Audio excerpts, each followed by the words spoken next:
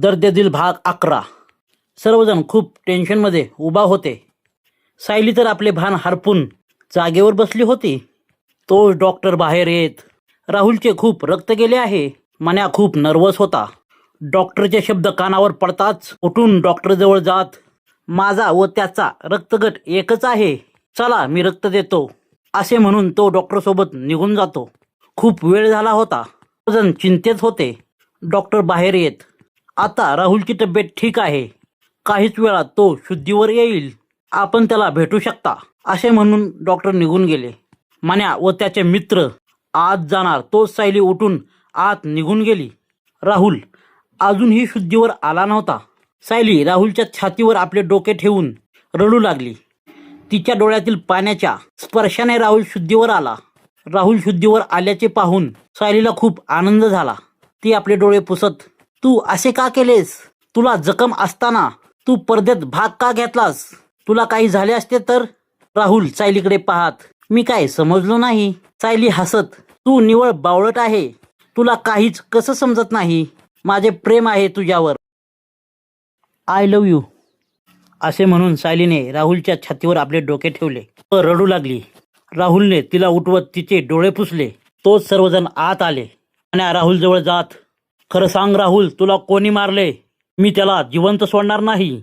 राहुलच्या डोक्यात विचार आला, आपण जर मन्याला सर्व सांगितले तर मन्या समीर व त्याच्या मित्रांना जिवंत सोडणार नाही. फुकट मन्याचे आयुष्य बर्बाद होईल. राहुल विचारातून बाहेर येत सर्वांकडे पाहत, अरे ते चोर होते. भर पावसात त्यांनी मला गाठले व मारहाण करून माझ्याजवळचे पैसे घेऊन गेले. मी विरोध केला म्हणून त्यांनी मला चाकू मारला. बरं ते जाऊ दे, मी आता ठीक आहे. राहुल ठीक आहे हे पाहून सर्वांच्या चेहऱ्यावर आनंद होता. पोलीस आत येत राहुलचा जबाब घेऊन निघून गेले. या घटनेमुळे राहुल व सायली एकमेकांच्या खूप जवळ आले होते. राहुलची तब्येत ठीक होत आली होती, पण सतत राहुलच्या घरी येऊन सायली राहुलची काळजी घेत होती. दोघांनाही एकमेकांचा सहवास हवा हवासा वाटत होता. दोघेही एकमेकांच्या प्रेमात अखंड बुडाले होते. त्यात आज राहुलचा वाढदिवस होता. याचा फायदा घेत सायलीने सर्व ग्रुपला घेऊन ट्रिपला जाण्याचे ठरवले होते. सर्वजण सायलीसोबत तिच्या महाबळेश्वरच्या फार्म हाऊसवर गेले होते. संध्याकाळ झाली होती. राहुलच्या हाताला धरून सायलीने केक कापला. तो केक राहुलने सायलीला भरवला. त्यांनी स्वतः पुढे जात तो केक मन्यालाही भरवला. ते पाहून मन्याचे डोळे भरून आले. सर्वजण बिअरच्या बाटल्या फोडत गाण्याच्या तालावर नाचत बिअरची मजा घेत होते. राहुल एकटाच उभा होता. त्याच्याजवळ जाऊन त्याच्या हाताला धरत सायली राहुलला सोबत घेऊन चालली होती.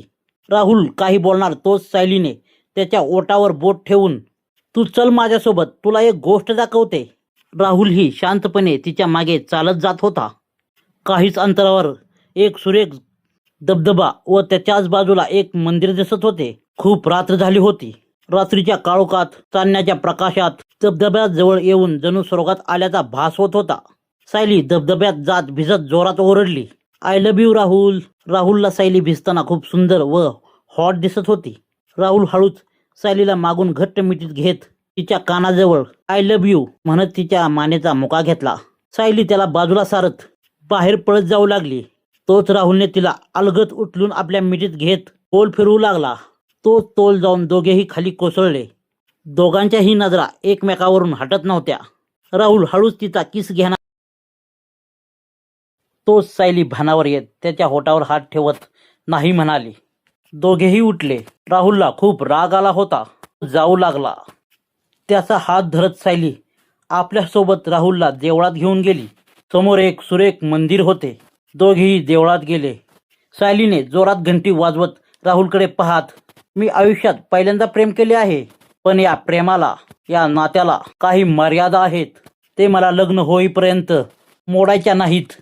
मी तुझ्याशिवाय दुसऱ्या कोणाचाही विचार करू शकत नाही आणि तशीच वेळ आल्यावर मी स्वतःला संपवेल.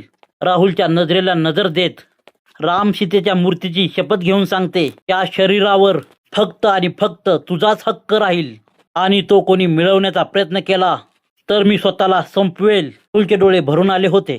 त्याने बस म्हणत सायलीच्या ओठावर हात ठेवत, मरण्याची भाषा करू नकोस, आणि तशीच वेळ आली तर जगूही बरोबर व मरूही बरोबर, असे म्हणत राहुलनं सायलीला मिठी मारली.